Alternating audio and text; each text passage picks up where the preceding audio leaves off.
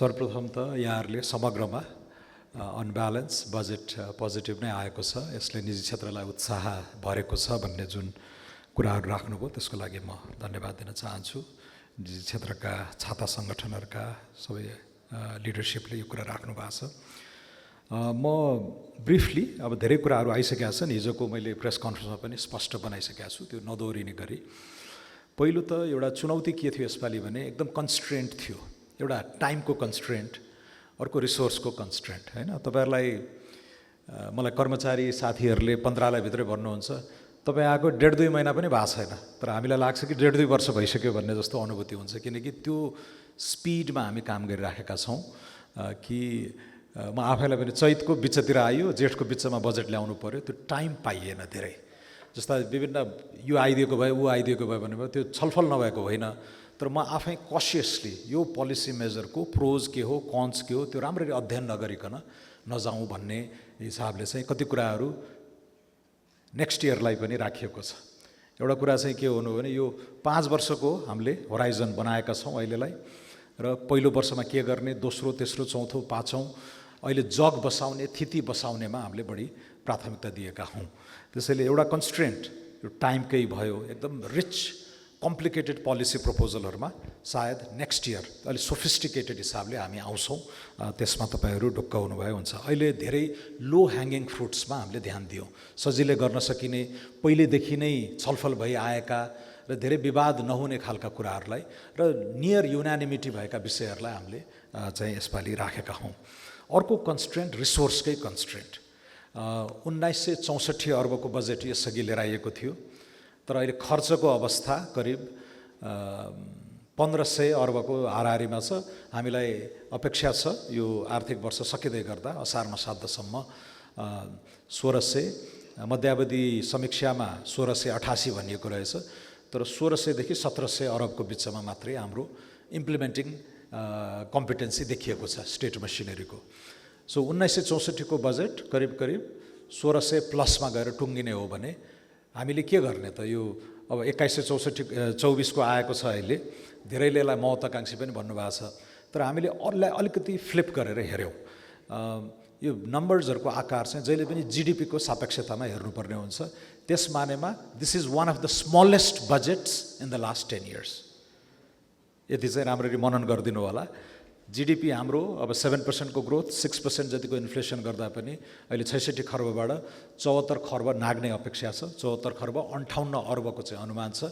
त्यसमा अफकोर्स तलमाथि हुनसक्छ, सब्जेक्ट टु सक्स that we are not aware of होइन। त्यो भयो भने यो 21-24 को रेसियो हेर्नुभयो भने 28.5% मात्रै हो। यसभन्दा अगाडि लास्ट 10 yearsमा भूकम्पपछि, कोभिडको बेलामा, post covid 35% of GDP, 37% of GDP पनि बजेट आएका छन्। यद्यपि त्यो आफैमा राम्रो थिएन, त्यसले अनावश्यक हिसाबले स्वेल गरायो र कार्यान्वयनमा लान नसक्दाखेरि बजेटको प्रक्रिया नै विश्वसनीय भएन। यसपालि यत्रो 2/3 को सरकार छ, अपेक्षाहरू चुलिएको छ। हामीले पनि 33% अफ जिडिपी, 35% अफ जिडिपी को बजेट लिएर आए 25-26 खर्ब पुग्थ्यो होला, तर स्रोत पनि हेर्नु पर्यो नि। त्यसैले यसलाई ब्यालेन्स गर्नुपर्ने चुनौतीले गर्दाखेरि हामीले एकदमै सन्तुलित सापेक्षिक हिसाबले जिडिपीको तुलनामा सानो बजेट लिएर आएका छौँ। त्यसैले यो ठुलो पहिलेदेखि आएको रिसिभ्ड विजडमहरू, भ्रमहरूबाट चाहिँ तपाईँहरू बाहिर निस्किदिनु हुन मेरो विनम्र अनुरोध छ। ऋण बोकियो 650 अर्ब भन्ने छ। 650 अर्बको ऋण, त्यसको आधाभन्दा बढी पुराना ऋणहरू तिर्न नै जान्छ। नेट ऋण एकदमै कम छ। डोमेस्टिकमा हामीले अब जिडिपी को 5.5% एक्सिड गर्न पाइँदैन भन्ने वित्त आयोगले दिएको छ। 410 अर्ब लिँदैछौँ, 270 अर्ब पुरानो ऋण तिर्दैछौँ, नेट कति भयो? त्यसैले यो कुराहरू चाहिँ हजुरहरूले, पत्रकार साथीहरूले पनि यसलाई अलि गहिराइमा गएर हेरिदिनु होला। यसपालि ऋणमा आश्रित होइन, हामी हाम्रो आन्तरिक स्रोतमा चाहिँ महत्त्वाकांक्षी ढङ्गले उठाउँछौँ भनेका छौँ। 1400 अर्ब होइन, कमलेशजीले भन्नुभयो जस्तो 1580 हो यसपालिको रेभेन्यूको टार्गेट। सरप्राइज्ड? 1580 अर्ब छ, त्यति उठाउँछौँ भनेको छौँ। तपाईँहरू 1400 नै अलि महत्त्वाकांक्षी भयो कि भनिराख्नु भएको छ, हामी त 1580 उठाउँछौँ। नभए यो 21-24 को बजेट कसरी थ्याक्ने? ऋण धेरै छैन वास्तवमा, र त्यसमा ऋणमा पनि यो ऋण भनेर जुन हाउगुजी सिर्जना गरिएको छ त्यसमा तपाईहरुले debt as a share of GDP हेर्नुपर्छ। Debt as a share of GDP यत्रो 600 प्लस ऋण लिँदा पनि, अरब ऋण लिँदा पनि र 300 तिर्दाखेरि चाहिँ स्टक रिलेटिभ टु जीडीपी चाहिँ उही नै रहन्छ। उस्तै पर्यो भने घट्न सक्छ। अगेन यो भ्रम रिसिभ्ड विजडमबाट बाहिर आइदिनु होला। पत्रकार साथीहरूलाई मेरो विनम्र अनुरोध छ। 43% जति छ हाम्रो डेट टु जीडीपी रेसियो। त्यो फरेन डेट चाहिँ हामी युजुअली सबै खर्च गर्न सक्दैनौँ। यसपालि हामीलाई आशा छ लगभग नियर 100% तिरै गर्न खोजौँ भन्ने हाम्रो चाहिँ त्यो हुटहुटी छ। तर संयन्त्रको सीमाले गर्दाखेरि त्यो नहुन सक्छ। विदेशी ऋण सोचे जति खर्च भएन भने GDP debt to GDP ratio त्यही 43% पे हाराहारीमा नभए घट्न पनि सक्छ। त्यसैले एकैचोटि ठुलो 600 ओहो यत्रो ऋण भनेर भन्दाखेरि त्यो भित्र के छ, कति रिपेमेन्ट हो र जीडीपी को अनुपातमा त्यो कहाँ गएर सेटल हुन्छ भन्ने कुरा पनि विश्लेषण गरिदिनु भयो भने जनतालाई सुसूचित हुने चाहिँ अवसर आउँछ। त्यसैले त्यसमाथि पुराना दायित्वहरूले पनि हामीलाई थिचेको छ।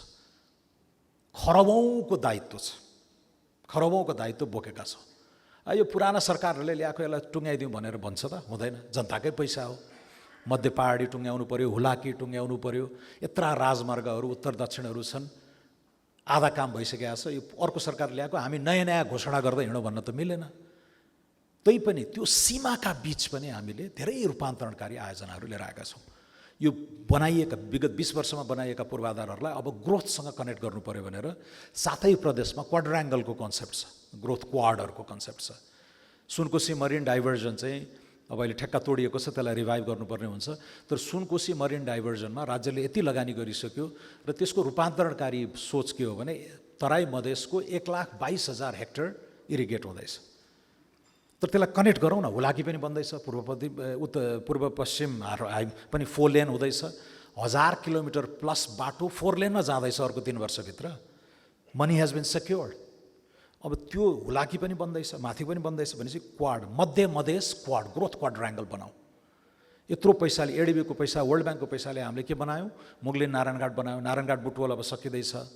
Mugling Pokhara world class highway बनाएको छ। अब एउटा खण्ड बाँकी छ, Siddhartha highway, which can bring millions of Indian tourists. दूरी छोट्याएर हामीले गर्न सक्यौँ भने।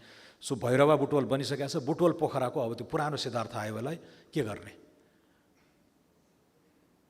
आबु खैरेनी पोखराकै शैलीमा भएको बाटोलाई वाइडन गर्ने कि एक्सप्रेसवे बनाउने?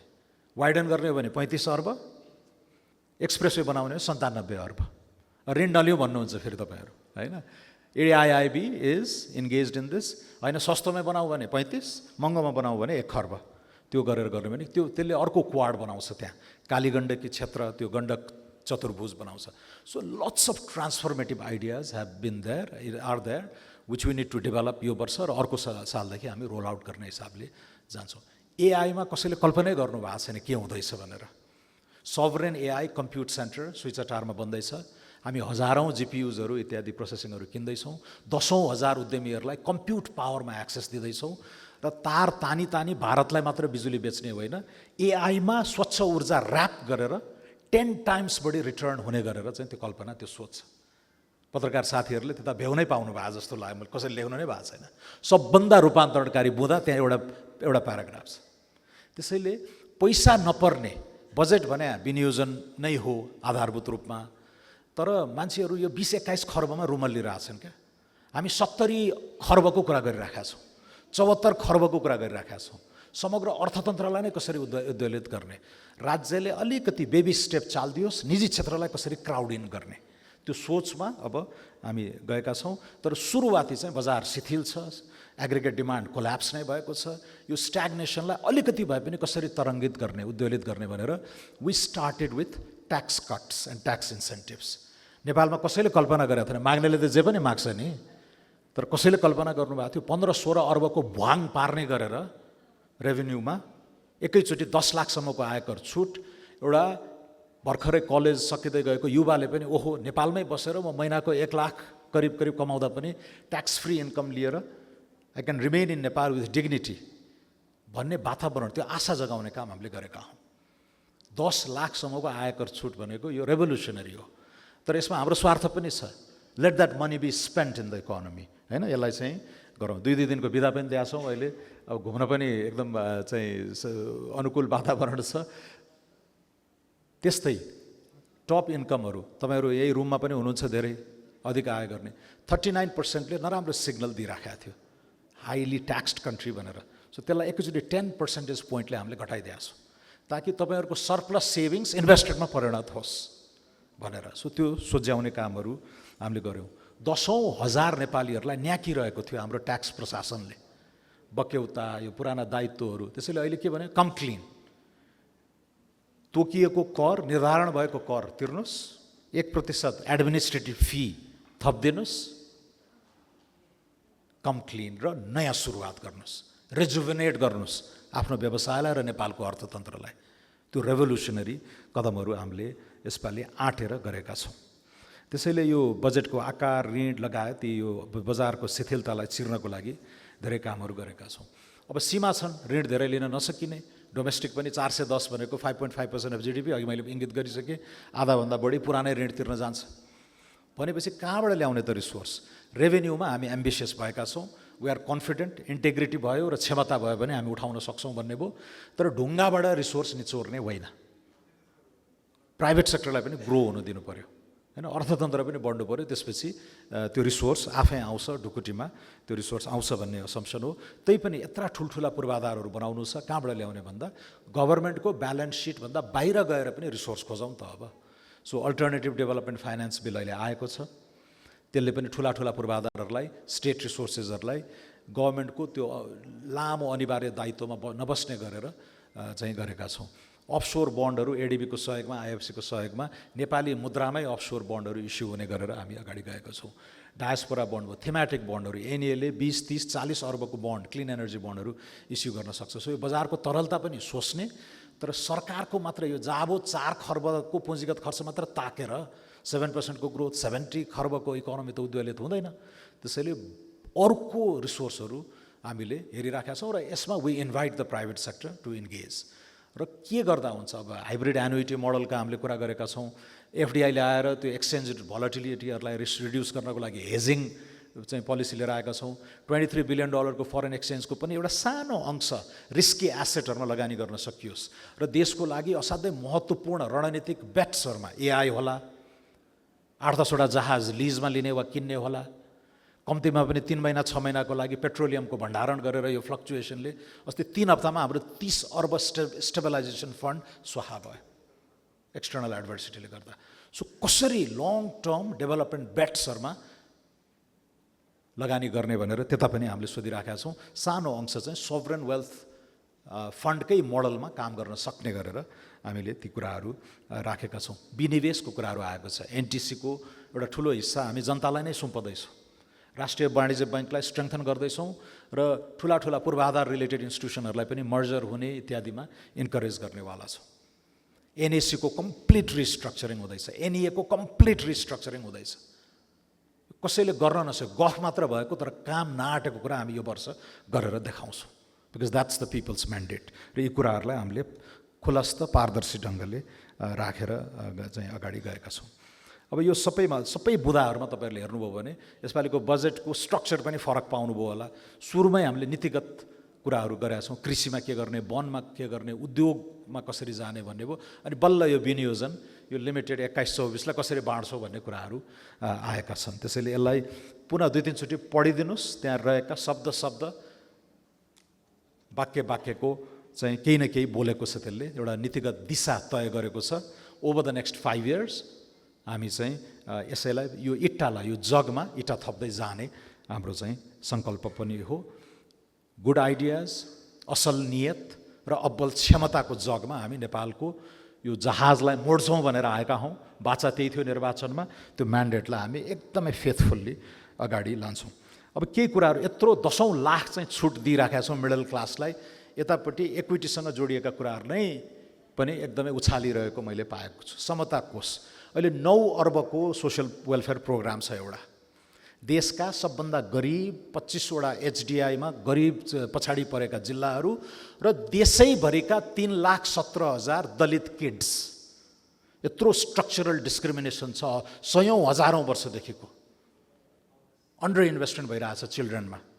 त्यसमा पौष्टिक आहार न्युट्रिसियस फुडहरू दिनको लागि महिनाको 1000 रुपियाँ दलित किडको बाबुआमाको खातामा जाने गरेर प्रोग्राम थियो। त्यसलाई हामीले एनलार्ज गरेका छौँ। इक्विटीको कुरा गर्छौँ, प्रगतिशील करको कुरा गर्छौँ। 3000 रुपियाँ स्कुल फी बेसिक तिर्ने कहीँ बोर्डिङ स्कुलले 3% भने 90 रुपियाँ हो। त्यो सबै थोपा हामीले कलेक्ट गरेर त्यो सिधै ट्रान्सफर गर्ने हिसाबले एउटा कल्पना गरेका छौँ।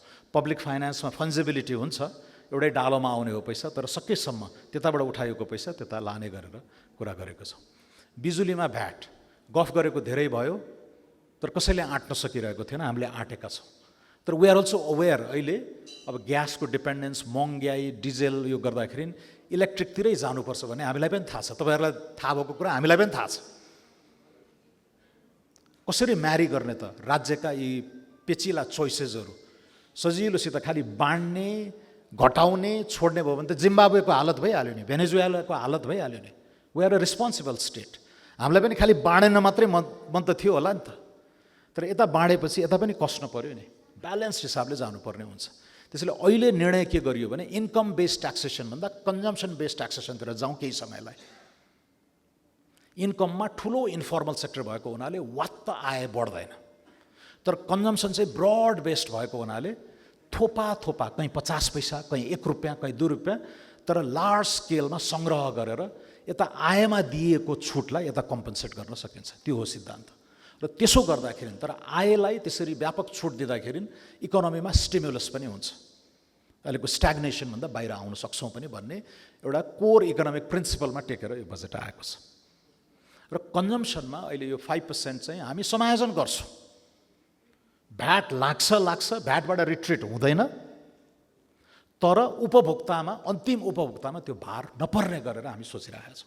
साउन 1 गतेदेखि त्यो अन्तर्निहित उद्देश्य छ। साउन 1 सम्ममा हामी 2-3 विकल्प हेर्दैछौँ। एउटा विद्युत नियमन आयोगलाई रिक्वेस्ट गर्छौँ हामी कि मूल्य समायोजन गर्न सकिन्छ। हेर, समरमा यत्रो फालाफाल हुन थालिसक्यो, 50 पैसा मात्रै भने पनि घटाइदेऊ न पर युनिट भने त सिद्धिको त। भ्याट सिस्टममा जान्छौँ, यत्रो खरबौँ लगानी भएको सेक्टर ट्याक्स नेटभन्दा बाहिर रहन सक्छ? ल्याउनै पर्यो नि पारदर्शिताको लागि। इभेन्चुअल जीडीपीको यत्रो खण्ड चाहिँ कम्पोजिसन यो बढ्दैछ। 35,000 अर्ब चाहिँ 35,000 मेगावाट पुग्ने भनिराखेका छौँ। त्यसैले भ्याटमा यो आउँछ, यो रिट्रिट हुँदैन, तर उपभोक्तालाई मार नपर्ने गरेर हामी सोच्दैछौँ। नेपाल सरकारको पूर्ण स्वामित्वमा 700 मेगावाट हाइड्रो इलेक्ट्रिक प्लान्टहरू छ। 2900 मिलियन गिगावाटको चाहिँ एनर्जी सप्लाई हुन्छ नेपाल सरकारको 100% स्वामित्व भएका प्लान्टहरूबाट। त्यसको 200ले मात्रै अहिले विपन्नहरूलाई 20 युनिट फ्री गरिराखेको छ। त्यसमा अर्को 300-400 थपिदियो भने यो धान्न सकिन्छ। So we have the resource, we have to be creative, innovative, अन्तिम उपभोक्तालाई मार नपर्ने गरेर। कि हामी युनिट बढाइदिन्छौँ above which VAT will be applicable, और त्यो मूल्यलाई नै समायोजन गरेर, तर VAT is here to stay. Responsible गभर्मेन्टले सोच्ने यसरी हो जस्तो मलाई लाग्छ। र यसमा यो हाउबुजी अतिरञ्जनातिर जानुभन्दा यो कसैले गर्न नसकेको आँट यो सरकारले गर्यो, यो देशको दीर्घकालीन हितमा छ भनेर पनि तपाईँहरूले लेखिदिनु होला। 150 युनिटको बिजुलीमा कति तिर्नुहुन्छ तपाईँहरू? 5% भने पनि 5% होइन, किनकि 50 युनिट फ्री छ। So it's always less than 5%। In fact 150 unit हो भने त ट्याक्सेसन जम्मा 3% भयो। तपाईँहरूको बिल 800-900 उठ्दाखेरि जम्मा 24 रुपियाँ तिर्ने हो। यहाँ आकाशै खस्या जस्तो गरेर पनि प्रचार भइरहेको देख्छु। यसपालि ऊर्जा मन्त्रालयको बजेट 85 अर्ब छ। 900,000मा 24 रुपियाँ हो। 3000 तिर्ने हुनुहुन्छ भने पनि जम्मा 102 रुपियाँ हो। आकाश खस्दैन। ठुलो लगानी गर्नु छ।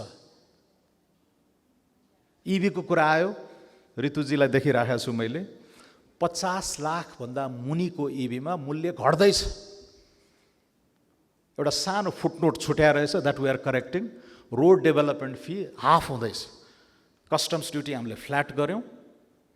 रोड डेभलपमेन्ट फी एकदम तलकोलाई 2.5, अरूलाई standard 5%, VAT 13%, and beyond that based on price चाहिँ यो पनि प्रगतिशीलता हो।